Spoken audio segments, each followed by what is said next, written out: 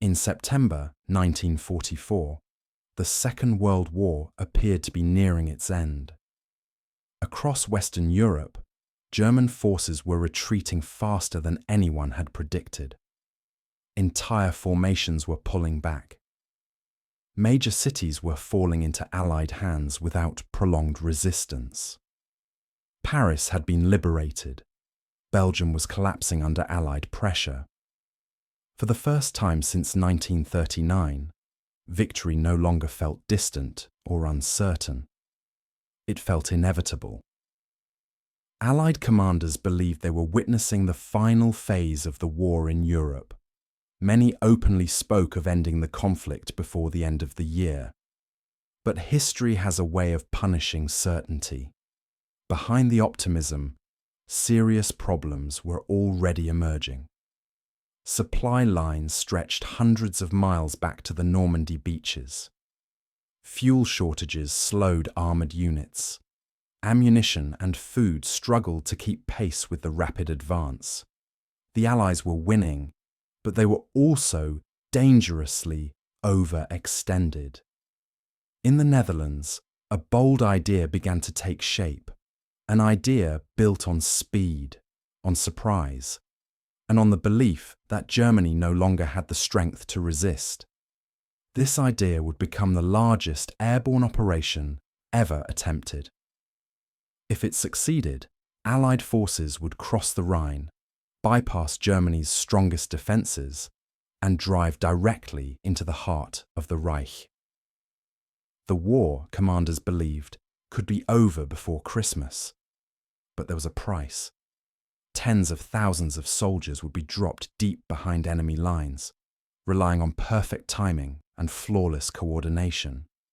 Any delay, any miscalculation, any ignored warning would turn the plan into a disaster. This operation was called Market Garden, and it would begin with an order that changed everything.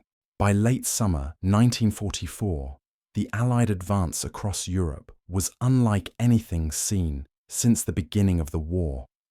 3 massive army groups were pushing eastward. To the south, Allied forces advanced through southern France. In the centre, General Omar Bradley's army group, including George Patton's Third Army, raced across northern France.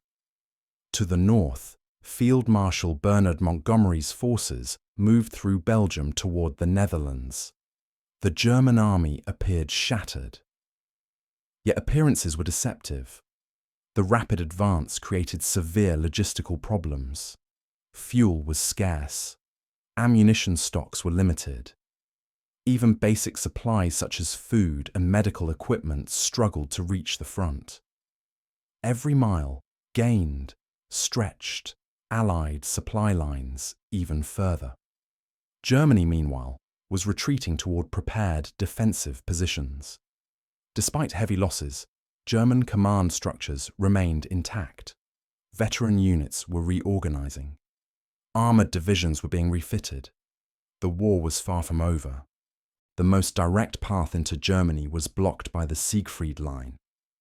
This vast system of fortifications protected the western border of the Reich.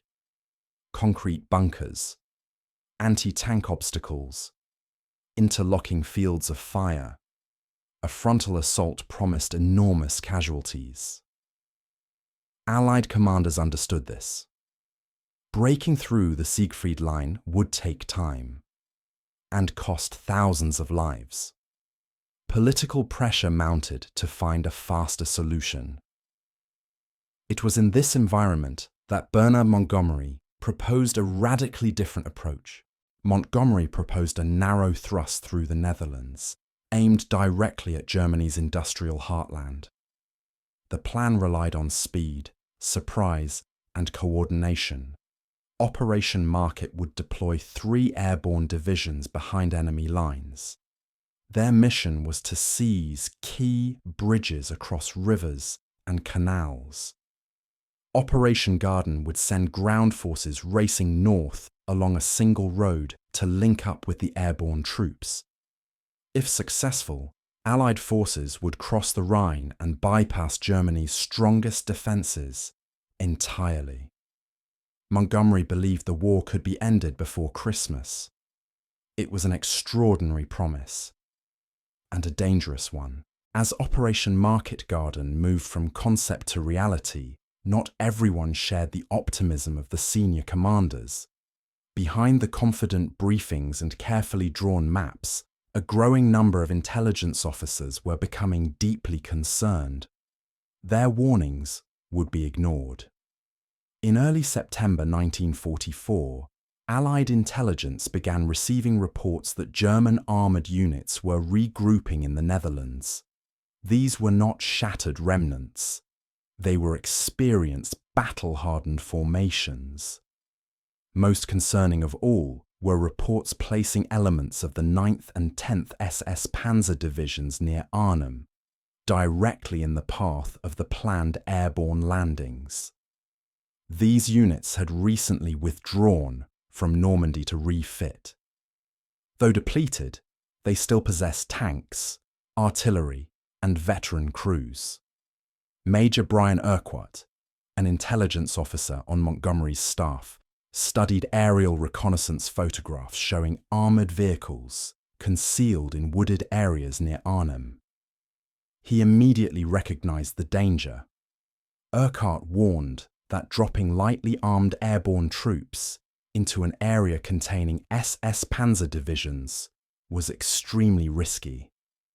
His concerns were not welcomed. Senior officers believed the German army was collapsing. They viewed Urquhart's warnings as overly cautious, even alarmist.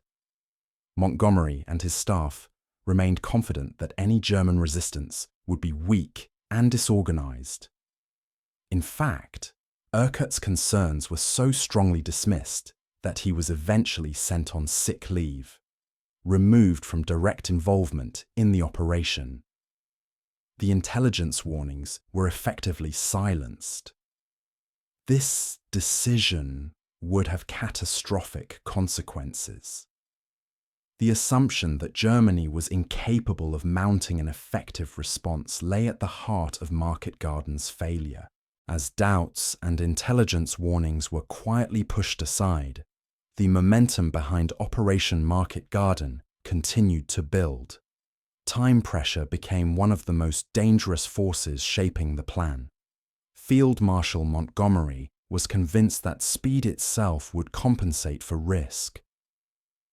The longer the Allies waited, he believed, the more time Germany would have to recover. General Dwight D. Eisenhower faced a difficult decision. On one hand, the Allied advance was stretched thin. On the other, Market Garden offered the possibility of a decisive breakthrough. Political pressure also played a role. American leaders wanted a rapid end to the war. Casualties were mounting, and public patience was not unlimited. Eisenhower understood the risks. He knew the operation depended on perfect coordination between airborne and ground forces. Any delay could isolate tens of thousands of men behind enemy lines. Despite these dangers, the promise of ending the war before Christmas proved irresistible. On September 10, 1944, Eisenhower approved Operation Market Garden. From that moment on, the operation took on a life of its own. There would be no gradual build-up, no extended rehearsal, no second chances. Within 7 days, the largest airborne force ever assembled would be committed to battle. On the morning of September 17, 1944, the skies over southern England filled with aircraft. It was a sight never before witnessed in warfare. More than 2,000 transport planes and gliders prepared to carry Allied airborne forces into the Netherlands. American paratroopers boarded their aircraft calmly, many believing the war would soon be over. British airborne units followed, confident in their training and discipline.